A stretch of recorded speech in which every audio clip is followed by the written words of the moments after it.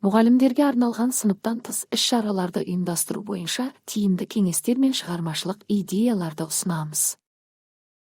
Сыныптан тыс іс-шаралар оқушылардың білімін, шығармашылығын және ынтымақтастығын дамытуға маңызды құрал.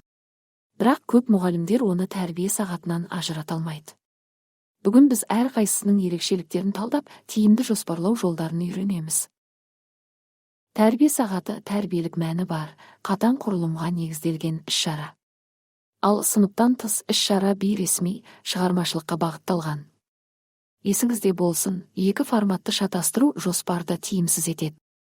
Дұрыс графикалық сызба сізге ерекшеліктерді түсінуге көмектеседі.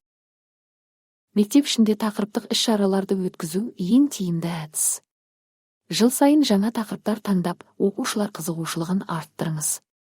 Ал аудиториядан тыс жерлерде көрнекі құралдар мен дайындық деңгейін ескерту маңызды, себебі мәселелер туындауы мүмкін.